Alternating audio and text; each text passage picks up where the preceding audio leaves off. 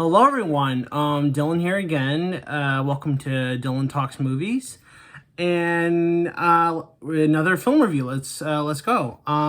So continuing with my top 200, we are now talking about a new genre of film that's being introduced.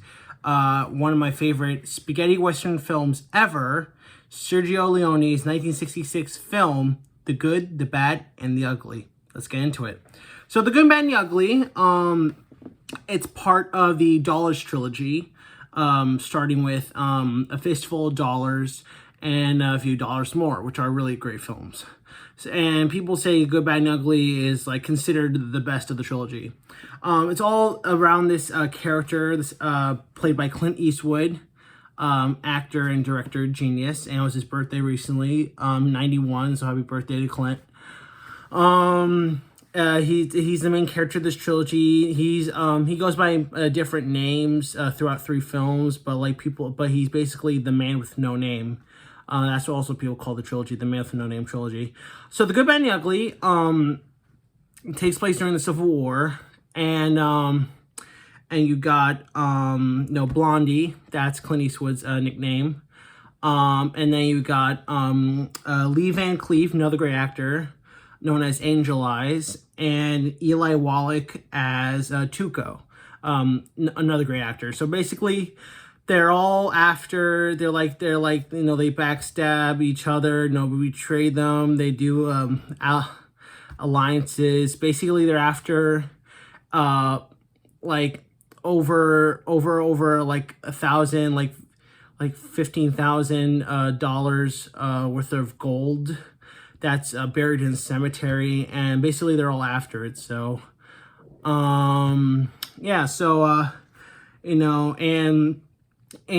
the film, Blondie is mostly paired up with Tuco, and Tuco is one of my favorite characters. He's like, you like him but you hate him. He's like one of those characters that you love hate. Like, he's a backstabber, he's a robber, he's a thief. He could be funny, he could be badass, he could be downright hateful.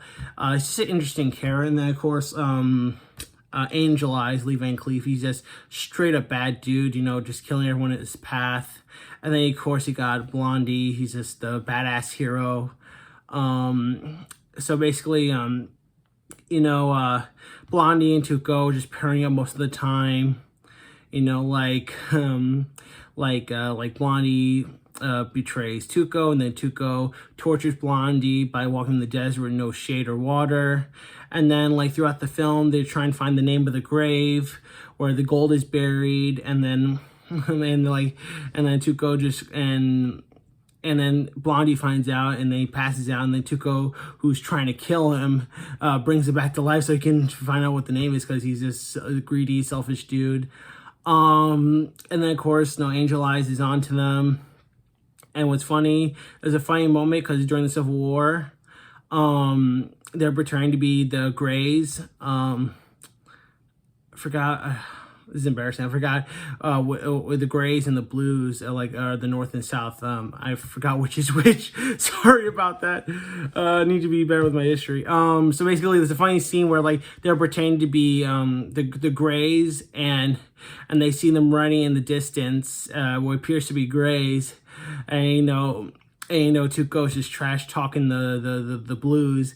And then it was funny when the generals come up to them, they're wiping the dust off their jackets and revealed to be blue, and then the music just cues in. That's just a funny moment when Tuco's like, "You screwed."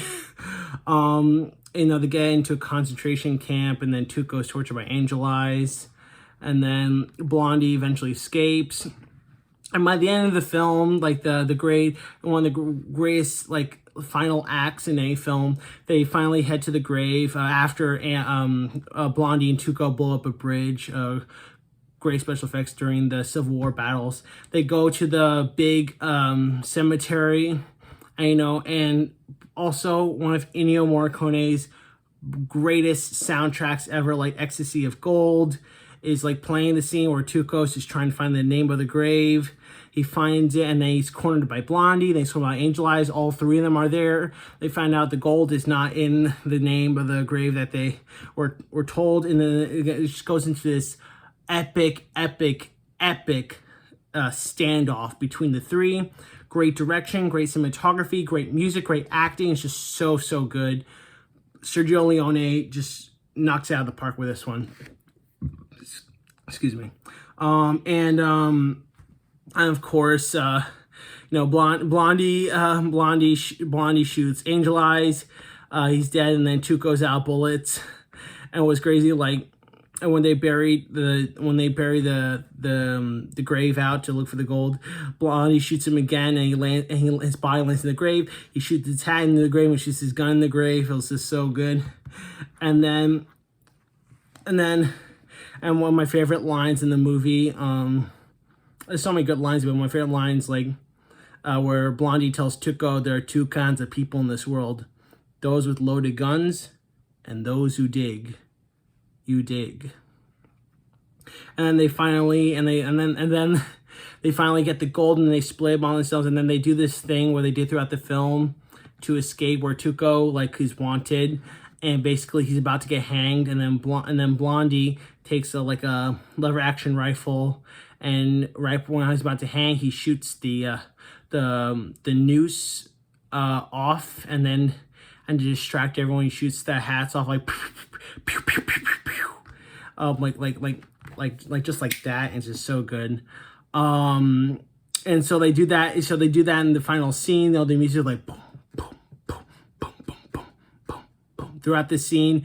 And then like he's standing, like Tuco is standing on a cross with the noose around him in the end. And then Blondie is just riding off farther and farther and farther and farther away. And then Tuco's like just keeps screaming for her, like, Blondie! And then, in the so far distance, he takes his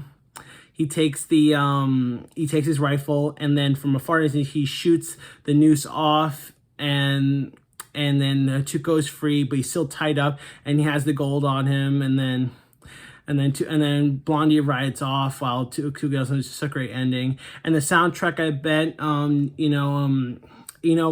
well, I know what's great about Ennio Morricone's soundtrack, like the basically, it's cool is that there's three musical instruments that signify the characters. The whistle is for Blondie. The woodwinds are for Angel Eyes, and the vocals are like for Tuco. It'll be like woo ah, and it's just perfect, like, music with the storytelling. It's so good. It sounds ridiculous as I'm saying it, but it's one of the iconic movie themes ever, and one of the greatest spaghetti westerns. Like, it paved the way for like Clint Eastwood's career, and like Leva and Cleefy Eli Wallach, great actors. The three of them have chemistry. Tuco is like the best character in the film. Like, I watched this film with my dad a long time ago, the first time, and I just fell in love with it. Like, everything about it is just so great. It's a long film. Like, it's nearly, like, I believe it's like 2 hours and 59 minutes. Like, it's like almost nearly 3 hours, but it's such a good film. The Good, Bad, and the Ugly. If you have not seen it, please watch it. So good. 10 out of 10. One of my favorite Sergio Leone films. One of my favorite Clint Eastwood films. But I'm not done with Eastwood yet. I'm going to be talking about Dirty Harry very soon, so stick around for that. Another great Clint Eastwood film. Good, Bad, Ugly. I don't know what I just said. I meant The Good, Bad, and the Ugly.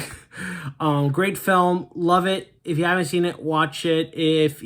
Tell me what your favorite scene is in the comments below. Don't forget to like, subscribe, comment for more content. I'm active on Instagram. Also follow me on Twitter and Letterboxd. Hope you guys like this review. Thanks for watching, and that's it. Over and out.